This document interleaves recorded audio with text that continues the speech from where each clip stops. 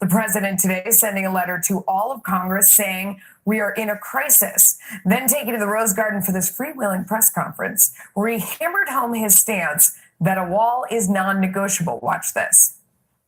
The southern border is a dangerous, horrible disaster. We've done a great job, but you can't really do the kind of job we have to do unless you have a major, powerful barrier. My next guest agrees with that. Hector Garza joined President Trump yesterday at the White House press briefing, and the two spoke at a closed-door meeting about border security. National Border Patrol Council Vice President Hector Garza joins me now. Sir, thank you. When he says it's a horrible disaster and an emergency at the border, is that an over-dramatization, or is that what it's like? It's not. For those of us that work and live on the border, we know what the reality of the border is. We know that our agents are assaulted on a daily basis. We know that drug cartels will shoot at our agents from the Mexican side of the border. We'll have people from the Mexican side blocking our agents.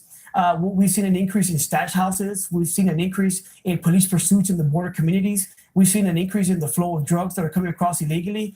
It's not a punchline. It's something serious, and it's not an overreaction. It's the reality on the border. So Democrats would say that a wall won't fix those things that you just talked about. That a lot of them sounded like, if they're shooting at you, if you have a metal fence with slats, that's not going to help.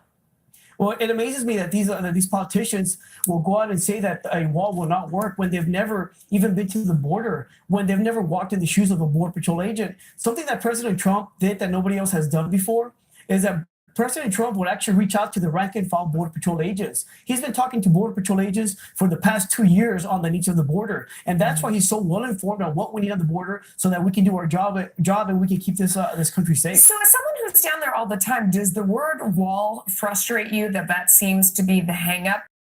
It sounds like from your description that you need money for stuff. And it might include the wall, but it also includes more officers like yourselves out there. I mean, it's basically funding for security. So when everybody fights over that word, how do you feel? So it's just a border wall. It's a physical barrier. Right now on the border, we have levee walls, we have fencing, we have different types of structures along the border, physical barriers.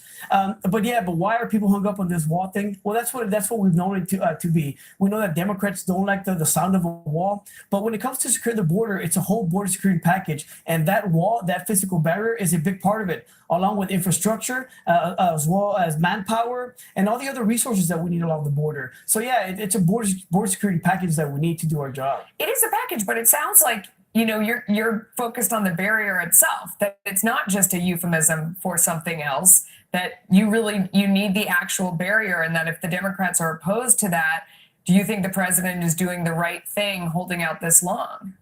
Well, when we talk about a wall, you have to keep in mind that a wall will bring a lot of other resources to our agents. So, for example, if we do build the wall, we're going to be able to install additional cameras, additional lightings, additional sensors. That wall is also going to bring infrastructure to the border. It's going to create access roads so that our agents can properly patrol the border. So that wall is a very important piece of the border security package, as well as that manpower. What do you think when you hear people compare it to saying that the wall isn't who we are, and they compare it to the Berlin Wall or the Iron Curtain, or those sort of things, and say that when those walls sprung up, that that was a sign of hostility, and that they feel the same way about adding more wall now? How do you respond to that? Well, it's just rhetoric, and unfortunately, it's like they're putting their own political futures ahead of the safety of the American public. What I think is very important to note is that a lot of people say that the walls are aggressive, but let me tell you what's actually aggressive. What's aggressive are the drugs that are coming across the border and killing our people and our youth and our communities. That's what's aggressive. What's also aggressive is also the criminals that come into this country and that they kill our American citizens. Let me ask you real quick before I let you go, because on another network, they were talking about that image of you all standing behind the president yesterday. Let me play for you what they said and just get your reaction. Quite a picture. Quite a picture. Quite a split screen. Welcome to Morning Joe. The diversity in that Donald Trump press conference. Yeah, you wonder, is it planned or wow? What was that about yesterday? Well, that was very clear. You have, you have 4 white men. What do you think about being grouped and characterized like that, Hector? So it's a joke, and it's a joke in a sick and sad type of way. Four out of the eight federal agents that were in that picture are Hispanic. The Border Patrol has a 51% Hispanic rate amongst its employees. I don't know why they would come up with those statistics and those comments, and it's very unfortunate. Hector, thank you. Appreciate your time. Thank you. One day in office and already one newly elected socialist is pushing to take your money. Not very surprising. The far left darling Alexandria Ocasio-Cortez announcing what is surprising, a massive 70% tax on the wealth.